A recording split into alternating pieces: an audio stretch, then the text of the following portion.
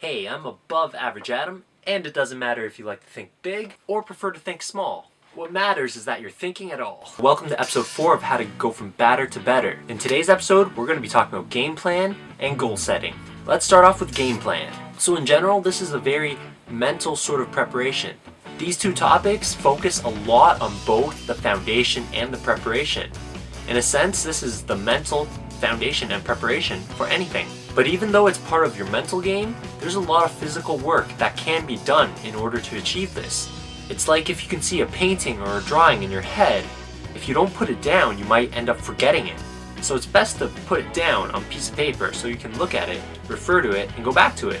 So a game plan is your structure walking in. It's like a storyboard. A lot of people neglect a game plan, but you need a game plan, no matter how simple it might be. Just a basic structure for you to work with. In the end, a game, a performance, or anything, it's a story. There's a beginning, a middle, and an end. If you don't have a beginning, how are you going to get to the end? If you don't have an end, how are you going to complete whatever you're going to do and be stuck in limbo? I feel that a lot of badminton players don't think in terms of this. They don't have a beginning, a middle, or an end. A game plan is a simple structure for each individual game. So in badminton, you play up to 21 points. So you take a break halfway through. But 21 points is a lot to think about. You don't want to think 21 points. So a game plan is meant to break things down into smaller comprehensible parts. The game itself is broken into two halves. You have an interval at 11 points, and then you continue until 21. I like to use the rule of thirds. This is an art term, but I like using it in sports, because you think better in threes. A game is 21 points, and 21 is divisible by 3. That means in one game, you should be breaking it down into 7 points. 7 points, and then 7 points, until you reach that 21. You got the beginning, the middle, and then the end. Of course, in the very middle, you have a longer middle. You have your breaks where things could change at any point. You want a general idea of what you're going to do when you go into the game. In football, they're going to do their research, their strategy, and have a general idea of what they're going to do before heading right into the game. And of course, the game plan is going to change and shift.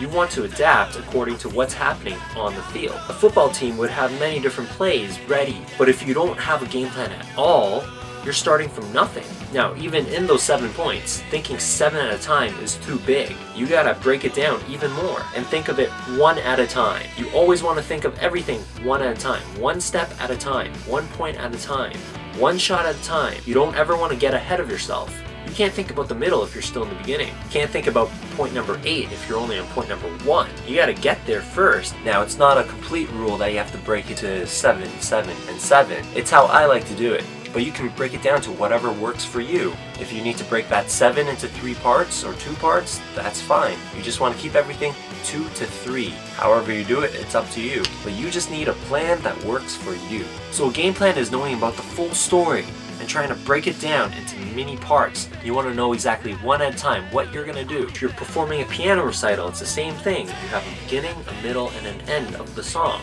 That's what we do as humans. We're storytellers. Mankind's greatest invention. Everything we do, it's about telling a story. If you neglect that part, then you miss out on a lot. You miss out on the preparation and the foundation. If you have a beginning but no end, then you never fully follow through on what you're going to do. If you have an end but no beginning, you're never going to get started and you're never going to reach the end. These things come hand in hand with one another. Really, it's that simple. Just make a game plan from start to finish.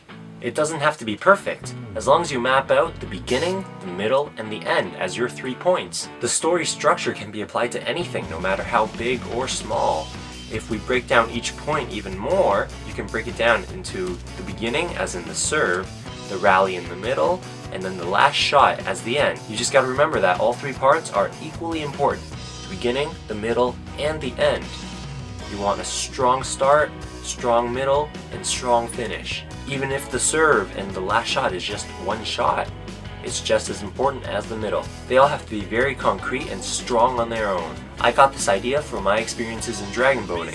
In racing a dragon boat, you need a race plan. A start, a middle, and a finish. It's a plan for everyone to know, and each section has its own strategy. And everyone goes on and just tries to execute that plan to the best of our ability. People who are at the top of anything, they know their plan, they put it to action, and then they walk away like those tough guys in action movies, walking away from an explosion. boom. So you want to stick to the game plan to the best of your ability. Of course, you might go off the script once or twice and improvise something. But you want to do your best to stay on track of the main story and hit those plot points. That's it for today. Be sure to check out part 2 where we talk about goal setting. I just got this camera and I'm still figuring things out, but this has always been part of my game plan.